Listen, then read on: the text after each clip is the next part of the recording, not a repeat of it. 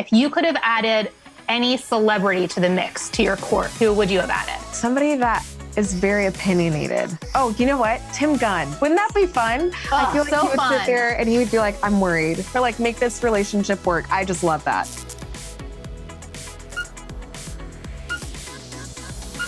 Hi, Nicole. It's so nice to see you. Yes, thank you for having me. Of course. I got to watch the Courtship. The first episode is amazing. Everyone is going to be obsessed. Oh, I love that you love it. Okay, great. Who's not going to love it? Once upon a time, Modern dating, it's not working. a young woman began a quest for true love. We're in a fairy tale. You've been transported back in time. Can the old ways of courtship lead to new romance? More etiquette and being proper and chivalry. I'm loving this. You're going to be choosing the gentleman that you want to spend the rest of your life with. Are you ready? Never been more ready. I have somebody that I'm meant to be with. One of the things that makes this show so unique is that your family and friends are involved right from the start. Your mom, your dad, your sister, and your best friend are all sitting on your court and helping you pick Prince Charming. What was that like? I mean, it's a little bit of everything. You have to imagine you meet guys on a first date and your whole family's there to also vet them. Like, these guys were visibly sweating, okay? They were nervous. And I think the best part, though, is that it really allowed them to realize, like, I need to step up because I'm not just courting Nicole, I'm courting her whole family. And I think it was great having my family there because they offered a lot of insight to these guys. And they allowed me to realize, what I'm here for. They reminded me of who I am because they love me and they've known me for, forever. We're here to help Nicole find men who value family. Meeting the parents before I even technically go on a date. What are your intentions? So, like, what are you looking for? I am just dude next door. I'm like, where can I get a corn dog around here? Bloody hell. If you could have added any celebrity to the mix to your court, who would you have added? Oh, gosh, somebody that is very opinionated. Oh, you know what? Tim Gunn. I would have loved Tim Gunn to be. Wouldn't that be fun? I feel like so he would fun. sit there and he would be like, I'm worried. Or like, or like, make this relationship work. I just love that. I think I'd want Tim Gunn there. Yeah, he could also be your consultant on wardrobe. I mean, not that you needed it because... Right? Yeah. Let's talk about wardrobe, first of all. I know you've considered yourself like a jeans and t-shirt girl, and you weren't a fan of like color going into the show, I've heard. And there's a lot of color in this show. I mean, you are wearing florals of all shades of the rainbow. How do you feel now? Like, after the show is filmed, are you finding yourself wearing more bright colors?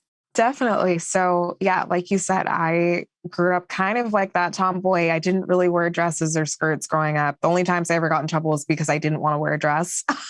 I'm like, but it's not functional. You can't do a cartwheel in a dress. But, I think it was really cool because it allowed me to open up and try something new and be vulnerable to that. And I think that also helped me be vulnerable in my relationships on the show too, because I was already letting my guard down. And I would say that today I'm definitely wearing more color.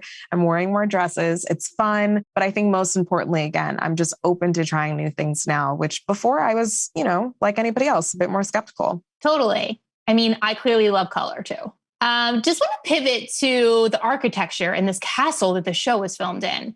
I know you have a background in architecture, and the Regency era is known for fine arts and elegance. What was it like when you first walked into this stunning 19th century castle? It blew my mind. I mean, you can see these things in movies and on TV shows or read about them in books or on the internet, but to be in the presence of something that is so old and has so much history is incredible. I mean, I always said, like, if these walls, if they could talk, like, what would they say? And then just knowing that now I'm a part of that story, it's incredible. And it kind of just gives you chills thinking about it. Totally. And is it true? Was Bridgerton filmed in that same castle where you guys filmed? So if you've seen the first season, okay, Duke of Hastings and Daphne, that's where the Duke of Hastings lives, is Castle Howard. So cool. Yes. And it was amazing living there. I mean, I was sleeping in this gorgeous princess bed and, it's a museum. There are statues everywhere. There are paintings everywhere. It's just gorgeous. Granite, marble, any sort of elaborate elegance that you could think of was in that castle. Speaking of Bridgerton, this show is actually being described as Bridgerton meets The Bachelorette. Is that the kind of TV that you're watching at home? Yeah, I'm a fan of both. Who doesn't love the drama and the steaminess and the sexiness of a dating show, and then paired with this like amazing time period of Regency of gorgeous couture gowns and castles and carriage rides. I mean, bringing those two together, it was just so special. So fun. We mentioned the guys sweating because they were nervous around being around your parents. Were they also sweating from all of those clothes? Because I'm watching them. There are like tights, there's suspenders, there's like pantaloons, there's waistcoats. Like that's a lot of layers. When did you film? Like what time of year was the weather?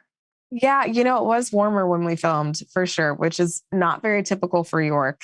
And when the guys would go and change for the day, I mean, I felt like they were gone for an hour. I'm like, that's typically a girl would be, changing for that long. And they had to also learn how to put these things on. It's the tights, it's the trousers, it's the cravat. But that attention to detail and also just taking pride and making sure that you're well kept and put together, like that's something that I actually really love in a guy in a modern world as well. I know you actually spent a few years dancing for the Seahawks like dance team. Do you feel like that prepared you at all for these like Regency era dance moves, or was that not helpful at all because it's so like left field?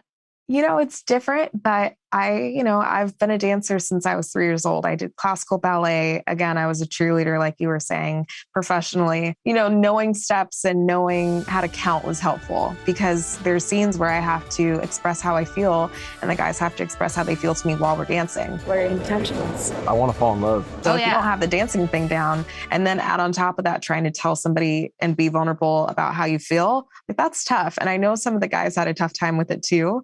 And then also put into account that some of my dresses were so long. One was even like 5 feet in diameter. So we're dancing, we're trying not to step on the dress. I mean, it's a recipe for disaster, but it went much better than I thought it would.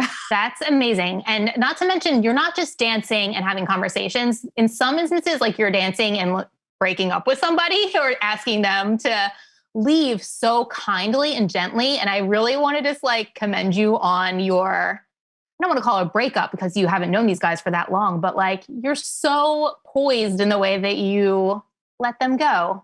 That's hard to do. Yeah, thank you for saying that. It's not easy to do, but I think what's important to remember is that, not only myself, but all 16 of these guys left everything behind. They left behind what's familiar to them, their families, their work, their friends, their familiar town, and they took a chance on love. So you've got to respect that. And so I really do have empathy and compassion for all these guys just from that standpoint. And then also realizing this is not a comfortable environment for most people. And you're also competing against other guys for one girl. Like this is not easy. So I really try to step into their shoes whenever I'm talking to them and really try to understand how they're feeling. I mean, what more could you want in a partner? I don't know.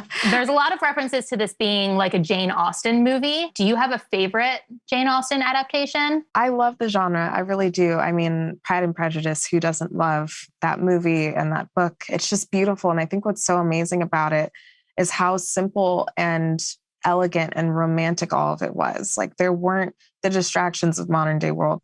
We weren't texting, we weren't swiping, we weren't FaceTiming. Like this is a time where people were getting on horseback and riding for a day to meet the person that they loved, or writing them a letter and really expressing how they felt. And all those values that are so simple and romantic and chivalrous, I absolutely adore. And I wish that we had a little bit more of that in our modern day world. Well, maybe you will bring that to our modern day world. Maybe more Hopefully. people will want it.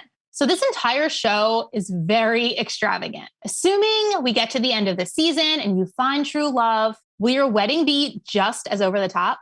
Yeah, what's funny is that growing up, I always knew that I wanted to have a small wedding. I knew that I wanted it to be, 20 people, 20, 30 people, only really close friends and family on a beach somewhere. After this experience, I appreciate the glitz and glam of all of this. And I'm wondering, if that's something I would entertain, something a little bit more lavish and have a royal wedding. I think coming to the show to find love, I'm open to anything now. And, whether or not this ends in a proposal or a marriage, I think I'm just more open to trying new things. Another thing that we see a lot with fairy tales is obviously there's like a villain in a fairy tale. There's someone that like keeps things interesting. I know you can't tell us too much. We're going to tune in to see what happens, but like, will we see any villainy from any of these suitors? I think all of these guys really do have good intentions. I wouldn't say any of them are villains. I would say that some of them are definitely foils and that some of them maybe stir the pot a little bit more than others.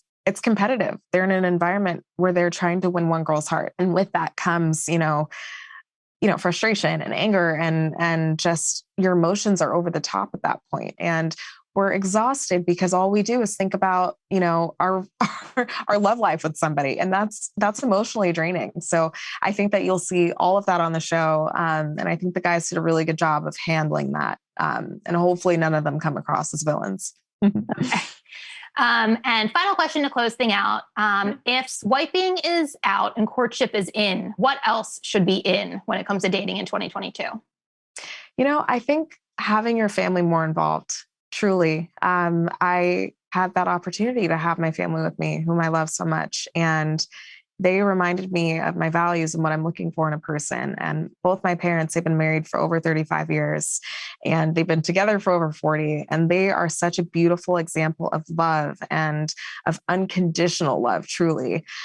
So having that there was amazing because these guys saw it too. So they know what I want, right? They know what I want out of this whole process and they have something to look up to. So I hope that, as people date, they consider the fact that the people that they love the most could actually be great assets to that dating life. That's amazing. Super valuable insight. Again, the show is so fun. I can't wait to watch more of it. I think everyone is going to be obsessed.